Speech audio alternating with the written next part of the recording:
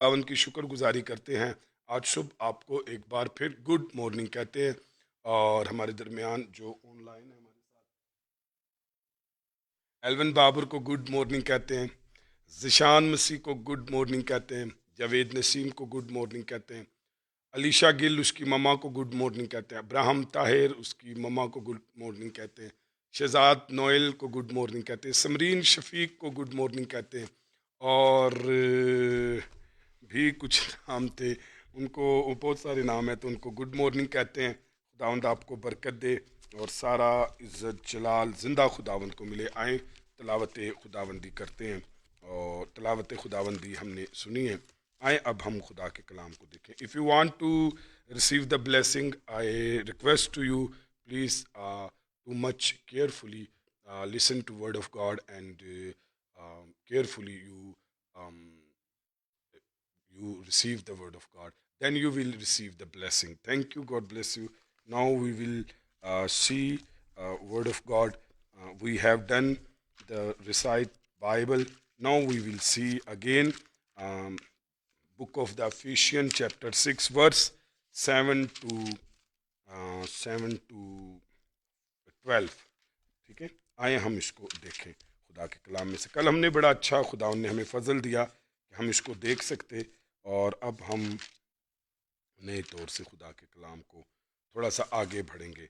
रोज़ बरोज़ हम खुदावंद के जलाल को, खुदावंद के नाम की बढ़ाई करते हैं। आए जी छठे बाब की हम छठी आयत से सातवीं आयत से खुदा के कलाम को देखेंगे। लिखा है, फिर हमें चाहिए क्या कि खिदमत को जी से करें। खिदमत को लिखा हुआ ना, जी से करें। सातवीं आयत में लिखा है खिदमत को जी से करें। हमारे दरमियान सुबह के टाइम भाई अजहर भी मौजूद है, उसको भी गुड मॉर्निंग कहते हैं। बेटा दाऊद भी मौजूद है, उसको भी गुड मॉर्निंग कहते हैं। और एल्डर साहब वैनली शहजाद जुनेद बिनिश को। सो आए आगे बढ़े, तो क्या हमने तलावत की है, क्या लिखा है? खिदमत को किससे करे? जी से करे। ज़ाहिरी दिखावे के लिए नहीं हमने करनी। देखिए, if you want to receive blessing through God by God, then you will work और serving by heart. When will you serve to by heart, I really tell you, God's blessing come upon you. तो very simply, और if you just you show to people or deceive to people, this means you will be not able to for God's blessing। क्योंकि खुदा बरकतों को देता है, इसलिए Bible कहती है जी से करें, not for the showing off। if you serve to the showing off, then you will not receive by the blessing of the God। अच्छा, आप जब खुदावन के लिए जी से करते हैं तो फिर खुदा से आप बरकत पाते हैं। लेकिन आप दिखावा करते हैं कि जैसे ही, मतलब आप देखते हैं कि मेरा बड़ा आ गया है, या वो बीवी हो, नौकर हो, या स्पिरिचुअल आपका कोई बड़ा हो, तो आप उस वक्त कपड़े झाड़ लेते हैं, सीधे पदरे हो जाते हो। तो फिर इसका मतलब है never ever you will be blessed, never ever, because God was saying to you. so that reasons you will be not blessed by the God। if you want to bless by the God, then you will serve to by heart। तो फिर खुदावंद आपको ऐसा करेगा। Many peoples they are not bless. Reason is that they are just showing off, right. और वो like अ फेरिसिस, तो वो क्या कहते हैं, फरीसियों की तरह वो सिर्फ दिखावे के लिए करते हैं। इसलिए आप जिंदगी में देखेंगे, they will not grow, they will not blossom, they will not bless, they will not deliver. Reason is that because they are serve to as a showing off, और उस वक्त को वो गुजार देते हैं। इसलिए यहाँ पर लिखा है जी से करो। अब जी से मुराद एक और भी बात है, एक तो नॉट फॉर शोइंग ऑफ, और सेकंड वन कि जी से करना है, कुड़कड़ा कर नहीं करना। मिसाल के तौर पर, if you have a murmur in your life, if you have a complain in your life, you will be not bless. क्योंकि आप क्या कर रहे हैं, आपके अंदर शिकायत है, आपके अंदर बुड़बुड़ाना है। आप कर तो रहे हैं, आप कर रहे हैं, people are saying you are doing, but you are not doing by heart, you are doing by murmur, you are doing by complain. तो हमने देखा कि 23,000 के करीब, अगर हम देखें पहला ग्रंथियों या दूसरा ग्रंथियों के 10वें बाब में, बनी इसराइल में तकरीबन 23,000 लोग एक ही दिन में मारे गए। अब उसकी वजह क्या थी? कुड़कुड़ाहट। उसकी वजह क्या थी? बुड़बुड़ाहट। उसकी वजह क्या थी? शिकायत। देखिए, अगर आप शिकायत के साथ खुदा का काम करते हैं तो आप कभी भी ब्लेस नहीं होंगे। इवन आपकी ज़िंदगी घटेगी, आपके लिए मुश्किलात पैदा होंगी। और ऊपर से काम कर रहे हैं, हम कुड़कुड़ा भी रहे हैं, ऊपर से काम कर रहे हैं। बल्कि बाइबल जब कहती है ना जी से करो, तो इसका मतलब यह है कि दिखावे के लिए ना करो। इसका मतलब है कंप्लेन के साथ ना करो। इसका मतलब है कि खुशी से खिदमत करें। हालेलुया! खुशी से खिदमत करें। Then blessing come upon. कल बड़ा अच्छा खूबसूरत जुमला लिखा कि जब बहनें या भाई जूतियों की या बर्तन धोने की खिदमत करते हैं और वो फील करते हैं कि जी ये बड़ा छोटा काम है, तो वो अपने किचन के ऊपर लिख ले, क्या लिख ले कि ये खिदमत जो है वो खुदावंद के लिए, यहाँ खुदावंद के लिए खिदमत की जाती है। तो कितनी बड़ी बात है, वो आपके लिए शर्फ ऑनर होगा, वो इंकरेजमेंट होगी। कोई भी खिदमत आप करते हैं तो ये भी सोचिए कि मैं किसके लिए कर रहा हूँ, खुदावंद के लिए। सो मालिक खा रोब जमाने वाला हो, बुरा भला कहने वाला हो, ना जायज़ मुतालबात करने वाला ही क्यों ना हो, तो भी हम खुदा खिदमत को इस तरह अंजाम दे सकते हैं कि जैसे ये आदमियों की नहीं बल्कि खुदावंद की। लिखा हुआ है ना, ये आदमियों की नहीं बल्कि खुदावंद की। कई दफ़ा बंदा सोचता है ले मैं पास्टर की खिदमत कर रहा है, कई दफ़ा बीवी ये सोचती है मैं किसी मर्द की खिदमत कर रहा हूँ, कई दफ़ा माँ बाप ये सोचते हैं, बच्चे ये सोचते हैं कि जी मैं या इंसान मर्द की क्या करते हैं, हम खिदमत करते हैं। नो नो नो नो, यहाँ पर बाइबल में लिख ली, देख लीजिए क्या लिखा। मेरे साथ बोले, बोलो, आदमियों की नहीं। अब देखिए, this is the voice of the God. Holi spirit, Holi spirit wrote in this Bible through Paul के ये आदमियों की नहीं है। बस इन्हों ना लिख लो, आदमियों की नहीं। बोले आदमियों की नहीं बल्कि खुदावंद की। जब आपके जहन में ये हो कि आदमियों की नहीं, तो then you will motivate by the holy spirit कि नहीं, मैं आदमियों के लिए तो नहीं कर रहा। मैं आपको बताऊं, मैंने अपनी लाइफ में एक भी दिन आदमियों के लिए खुदा की खिदमत नहीं की। एक भी दिन, एक भी दिन आदमियों के लिए खिदमत मैंने नहीं की। मैंने हमेशा खुदावंद को अपने सामने रखकर उसकी खिदमत की है। चाहे मेरे सामने लोग हों, मुझे कोई फ़र्क नहीं पड़ता, चाहे लोग ना हों, मुझे कोई फ़र्क नहीं पड़ता, क्योंकि उसकी वजह यह है कि मैं किसके लिए कर रहा हूँ? खुदावंद के लिए, आदमियों के लिए नहीं। इसलिए ये आपकी क्रिश्चियनिटी आपकी बेस बनाती है, आपको खिदमत के साथ जी लगाती है, आपको खिदमत से दिखावा हटाती है, आपको खिदमत के साथ खुशी को जोड़ती है, आपको आदमियों से हटाती है और खुदावंद के साथ जोड़ती है। जब आप ये करेंगे, आप देखेंगे you will bless by the God. Not only you bless, even your children will blessed by the God, because you are a heart servant, right? You are serving by heart, and not only by heart. You are not doing for the man, you are doing for the Lord. Hallelujah! तो जब आप ऐसा करेंगे then you will be blessed. कुछ भी आप करते हैं, आप ये सोचे नहीं मैं आदमियों के लिए नहीं कर रहा, मैं तो अपने खुदावंद के लिए कर रहा हूँ। और क्योंकि ये खुदा का कलाम हमें कहता है, तो इसलिए आपके कानों में ये आवाज़ गूंजनी चाहिए, रूहुल कुद्स की आवाज़ आपके कानों में गूंजनी चाहिए। आदमियों के लिए नहीं, खुदावंद, बल्कि खुदावंद की करते, आदमियों की नहीं बल्कि खुदावंद की खिदमत करते। सो इस तरह फोकुल फितरत चाल चलन पुकार पुकार कर मसीह की गवाही देता है। हालेलुया! फिर अंदरों एक पुकार, अंदर से एक शाउटिंग, अंदर से एक जो है मोटिवेशंस, जो है इमोशंस, जो है वो बूस्ट होंगे for the serving of the Lord. Hallelujah! So आइए 8वीं आयत को देखते हैं। 8वीं आयत में हम 3 बातों को ज़रा देखेंगे जो खुदा के कलाम में से है। तो पढ़िए ज़रा क्या लिखा है।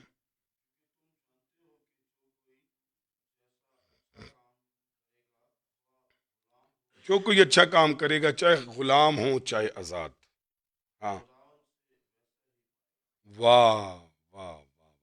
जो कोई अच्छा काम करेगा, खुदावन डिस्क्रिमिनेशन नहीं रखता कि जी तू गुलाम है या आज़ाद है, लेकिन जैसा तू करेगा तू वैसा ही पाएगा। तो आए इसको देखें। किसी चीज़ से तरगीब तरगीब मिलती है कि हम सब कुछ ऐसे करें जैसे मसीह के लिए करते हैं। सब कुछ ऐसे करें जैसे मसीह का। अच्छा देखिए, जो तो मसीह का खालिस काम है वो तो है ही मसीह का। इवन कि हम जब अपने घर का या अपने ऑफिस का या दुनिया की भी खिदमत करते हैं तो वो ऐसे करें जैसे मसीह के लिए करते हैं। सो तरगीब ये है कि वो हर अच्छे काम का अजर देगा। मेरे साथ बोले, वो हर अच्छे काम का अजर देगा। अब ये तरगीब है कि खुदा कहता है जब आप अच्छा काम करेंगे तो मैं तुझे क्या दूंगा, अजर दूंगा। सो इससे कोई फर्क नहीं पड़ता कि काम करने वाला गुलाम है या आज़ाद है, खुदावंद हर काम को जो उसके लिए किया जाता है, हर वो काम जो उसके लिए किया जाता है, खा वो पसंदीदा हो खा नापसंदीदा, देखता है और वो हर काम करने वाले को अजर देगा। सो गुलाम के बारे में कलाम के इस हिस्से को ख़त्म करने से पहले मज़ीद कुछ तबसरा करना ज़रूरी मालूम होता है। नंबर एक, नया अहदनामा ग़ुलामी की मजम्मत नहीं करता, बल्कि हकीकी ईमानदार को एक ग़ुलाम के मुशाबा ठहराता है कि वो मसीह का ग़ुलाम है। आयत 6 में लिखा हुआ है वो मसीह का ग़ुलाम है। बल्कि जहाँ कहीं अंजील की खुशखबरी पहुंची है वहाँ ग़ुलामी का दस्तूर ख़त्म हो गया है। हालेलुया। आए दूसरा असूल, नया अहदनामा बादशाहों से इतनी बातें नहीं कहता जितनी गुलामों से कहता है।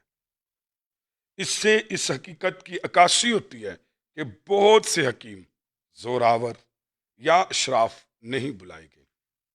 पहला करंथियों पहले बाब की 26वीं आयत में लिखा है, गालबन ज्यादातर मसीही माशी माशरती लिहाज से निचले दर्जे में होते हैं। गुलामों पर इतना जोर देने से यह भी जाहिर होता है कि कम तरीन नौकर भी मसीहत की उम्दा तरीन बरकत से खारिज नहीं है। हालेलुया। आप कितने भी कम तरीन गुलाम हैं लेकिन आप मसीहत की बरकत से खारिज नहीं हो सकते। हालेलुया।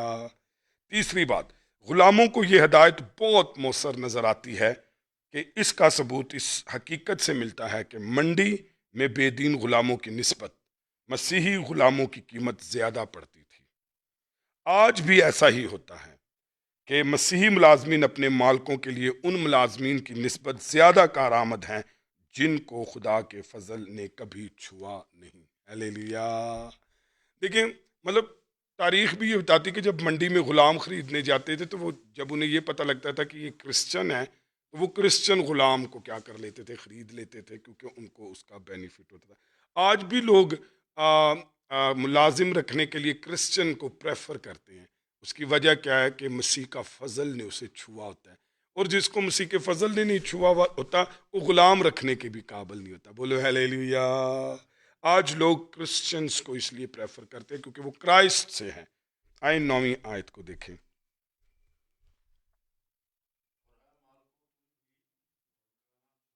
हाँ तुम ए माल को तुम भी धमकियां छोड़कर।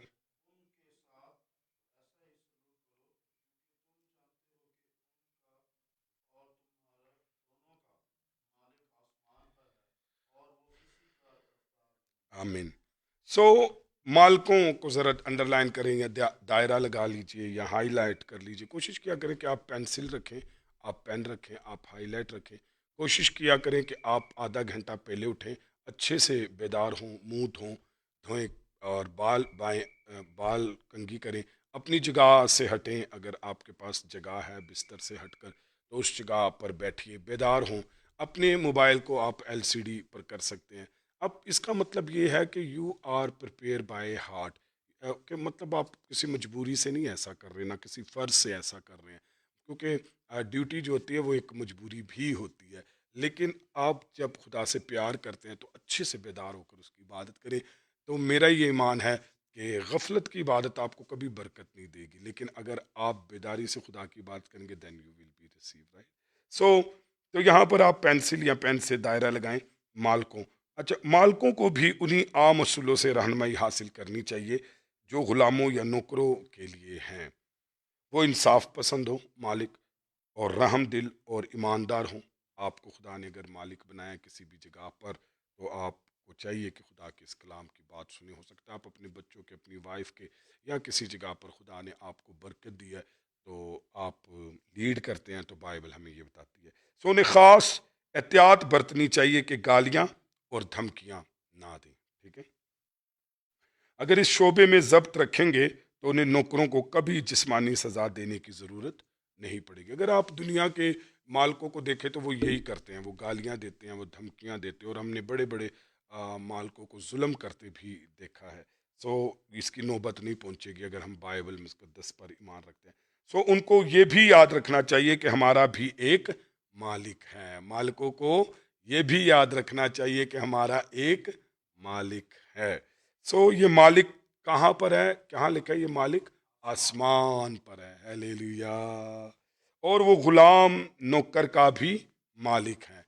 तो यह याद रखिए कि जो मालिक तेरा है वही मालिक मेरा भी है। इसीलिए उसको ये याद रखना चाहिए कि आसमान पर एक मालिक है।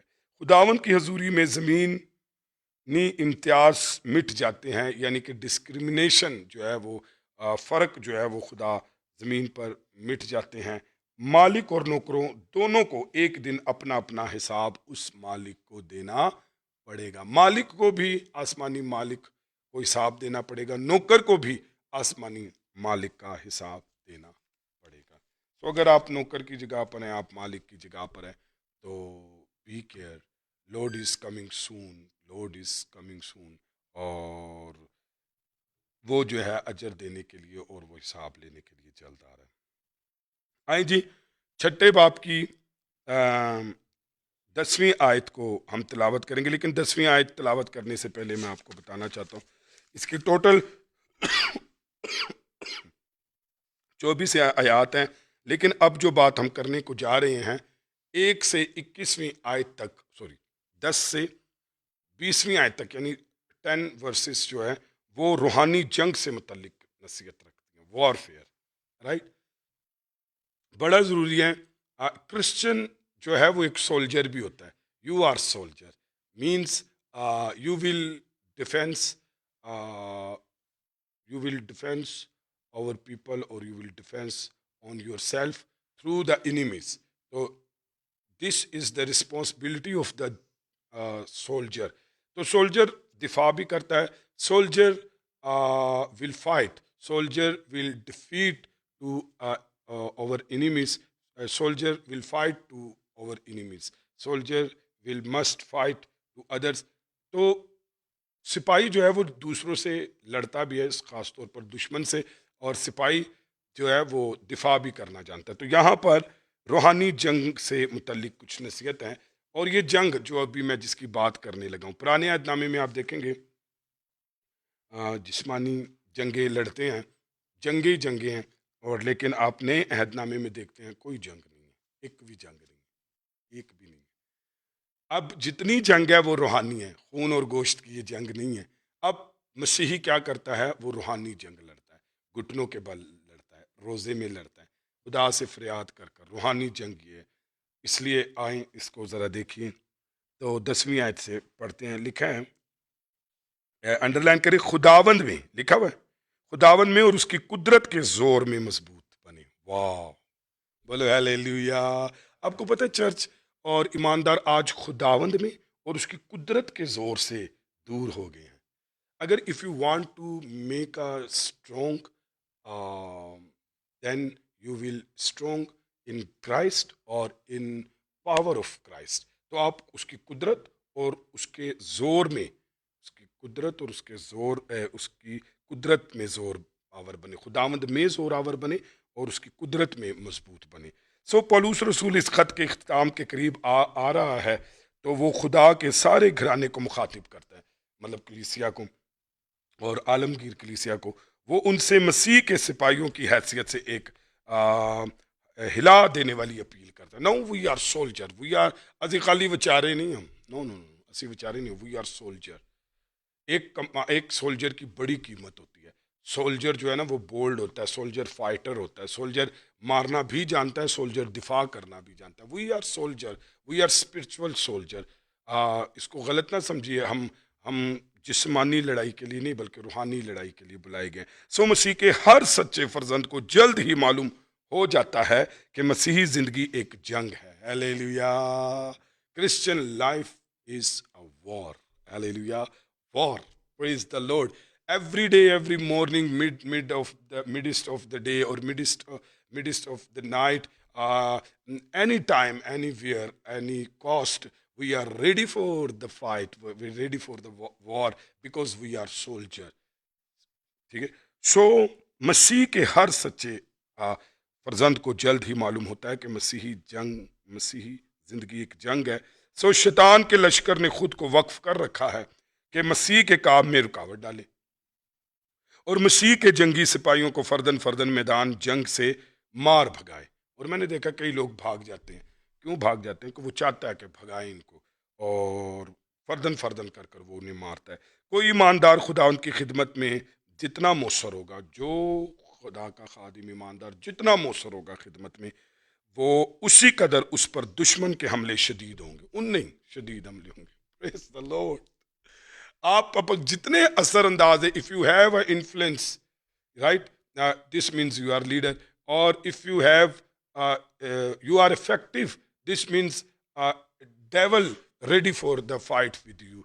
He will go against always with you, or not, he will go against through you, against you, even he will uh, keep the hurdles front of you, hurdles and barriers keep front of you.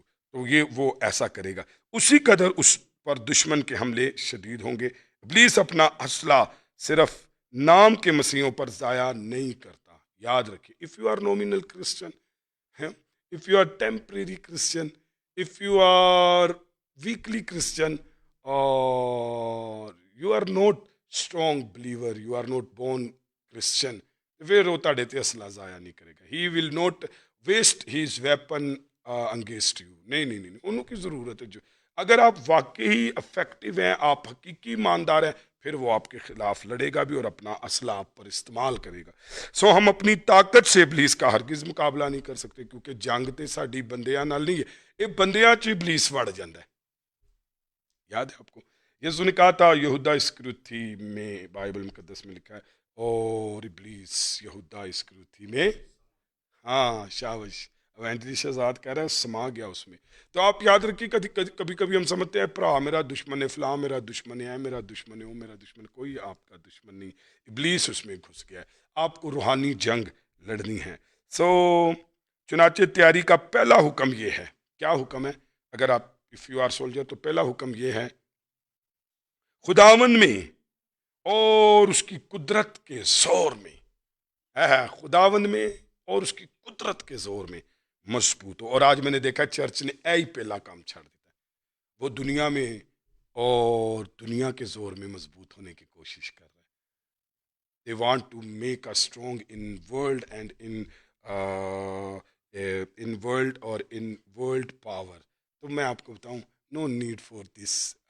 If you want fight with the devil, must you stronger in power of God or in Christ, then you will able to fight with the enemy. I खुदा के बेहतरीन सिपाही वो है, खुदा का बेहतरीन सिपाही वो है जिनको अपनी कमजोरी का एहसास होता है और जो सिर्फ उसी पर तकिया करते हैं। Praise God, hallelujah. If you are best soldier, then you will always depend on the God, you will believe on the God. खुदा ने पहला करंथियों पहले बाप की 27वीं आयत के दूसरे हिस्से में लिखा है, खुदा ने दुनिया के कमजोरों को चुन लिया। अगर आप कहते हैं lord lord I am nothing, lord I am nothing, आपको पता है why people are not praying, why people are not keep a fasting? Reason is that they don't believe on God, they don't believe I am weak, I am nothing. Sometimes we are understand about myself, I have something. If you understand about yourself, if you have a something, this means you will not keep the fast, you will not stay in prayer, you will not spend the time with God because you depend on yourself. तो ये वजह है कि हम दुआ और रोज़ा नहीं रखते, क्योंकि सानू अपनी जात ते बड़ा भरोसा है, सानू अपने पैसे आते, सानू अपनी ताकत है, सानू पता है साडा काम इंज निकल जाएगा। Why need for the prayer? तो लेकिन अगर आप ये समझते हैं कि तुमको कमज़ोर को खुदा ने चुना है, तो फिर क्या करोगे? जोर आवर को शर्मिंदा करेगा। बाइबल कहती है खुदा ने दुनिया के कमज़ोरों को चुन लिया कि जोर आवरों को शर्मिंदा करे। हमारी कमज़ोरी उसकी कुदरत के जोर के सपुर्द हो जाती है। हालेलुया। उसकी कुदरत के जोर के सपुर्द हो जाती है। पढ़ दो ये आयत, फिर दुआ करेंगे। 11वीं आयत को कल से हम देखेंगे। 10 आयतें याद रखिए, हमारी रूहानी जंग है, तो हम रूहानी जंग को सीखेंगे कि कैसे करते। पहली वापसी पढ़ दीजिए 10वीं आयत और दुआ करेंगे। बस खुदा, पहला कदम यह है कि खुदावंद में और उसकी कुदरत के जोर में, हाँ पूरी होगी आयत। अच्छा राइट, तो जो पहला करंथियों पहले बाप की 27वीं आयत के दूसरे हिस्से में, तो उसकी कुदरत के जोर के स्पुर्द होता है कमजोर आदमी। देखते पौलुस के अंदर कि मैं अपनी कमजोरी पर फख्र करता हूं, क्योंकि उसकी कुदरत मुझ में पूरी होती है। हालेलुया। आए अपने सर कुछ कहें, अपनी आंखें बंद करें। वैनली शहजाद के साथ मिलकर आज के कलाम के लिए खुदा की शुक्रगुजारी करेंगे, गुजरे दिनों के लिए खुदा की शुक्रगुजारी करेंगे, और खुदा ने जो बड़ा एहसान और बड़े बुलावे और ख़िदमत के लिए बुलाया उसके लिए शुक्रगुजारी करेंगे। 24 तारीख की इबादत के लिए खुदा के खादिम अजीम रहमत जो है वो अजीम, हाँ जी, रहमत जो है वो हमारे दरमियान होंगे FGA बाइबल स्कूल से। वो 20 साल पढ़ाकर अब गॉड ब्लेस TV चैनल